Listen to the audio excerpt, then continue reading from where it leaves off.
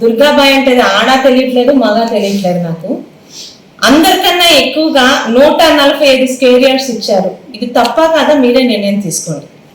ఇందులో నాకు తెలిసిన పత్రికా మిత్రులు ఉన్నారు, ప్రింట్ మీడియా మిత్రులు ఉన్నారు. వీళ్ళ చాటున జరిగిన అక్రమాలు ఇవి. నేను వీటిని క్యాన్సిల్ చేయటం లేదు.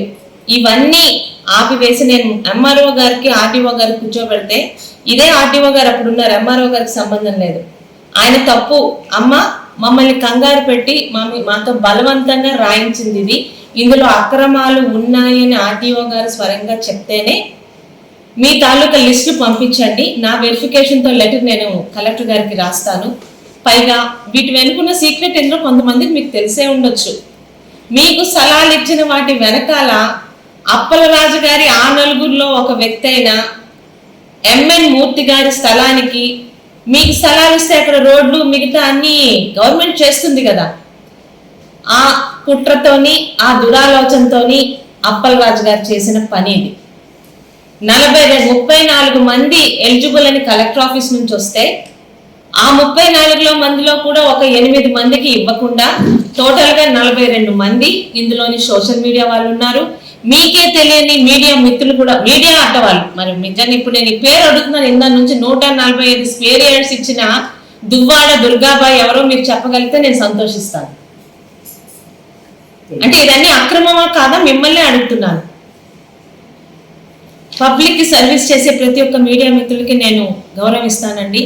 వీటన్నిటిని అక్రమాలతో ఉన్నది క్యాన్సిల్ చేస్తూ ప్రతి ఒక్క అర్హత ఉన్న మీడియా మిత్రులకి, నాకు అప్లై చేసుకున్న ప్రతి ఒక్కరికి, ప్రింట్ ఎలక్ట్రానిక్ ప్రతి ఒక్కరికి కూడా సరి సమానంగా, ఒకరికి ఎక్కువ ఒకరికి తక్కువ, ఒకరికి ఉదయం పేపరు ఒకరికి సాయంత్రం పేపరు అన్నది కాకుండా సరి సమానంగా మీ అందరికీ మీరు చెప్పినట్లే స్థలాలు ఇవ్వడంతో పాటు అక్కడ ఒకవేళ మిగిలిపోతే కూడా మీ అందరికీ ఒక మీడియా భవనం కూడా లేదని విన్నాను.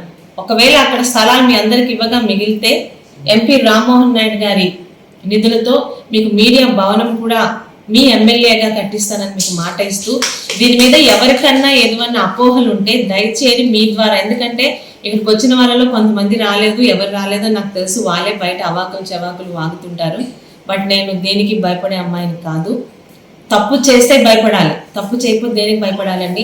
మీకే అడుగుతున్నాను, ఈ 42 మంది పేర్లు మీరు కావాలంటే రాసుకెళ్ళండి. ఇందులో ఎంతమంది మీడియా వాళ్ళు కాని వాళ్ళు ఉన్నారో అందరికన్నా ఎక్కువ అంటగట్టిన వాడు ఏ ఊర్లో ఉన్నాడో, అసలు ఆడా మగ లేదా మనిషి ఉన్నాడా లేదా కనుక్కొని చెప్పగలరా?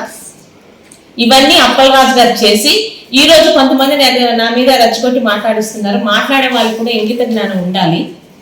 ప్రతి ఒక్క అర్హులు ఉన్న మీడియా సోదరులందరికీ, ప్రింట్ అండ్ ఎలక్ట్రానిక్ మీడియా వాళ్ళందరికీ ఇవి క్యాన్సిల్ చేస్తూ వాళ్ళందరికీ కూడా పార్టీలకు అతీతంగా అందరికీ ఒకేలాగా నాటంలోనే వీలైతే ఒక 6 నెలల్లోనే జిల్లా మంత్రి కలెక్టర్ గారితో మాట్లాడి జిల్లా మంత్రి గారిని ఇక్కడ ఇన్వైట్ చేసి ఆయన చేతుల ద్వారానే మీ అందరికి ఇవ్వడం జరుగుతుంది. కానీ దొంగచాటుగా డిసెంబర్లో సంతకాలు డేట్లేసి ఎలక్షన్స్ కి ముందు 20,000 రూపాయలు 10,000 రూపాయలతోనూ పట్టాలు ఇంటికి దొంగచాటుగా పంపించే అలవాటు గౌతు కుటుంబానికి ఎప్పుడూ లేదు.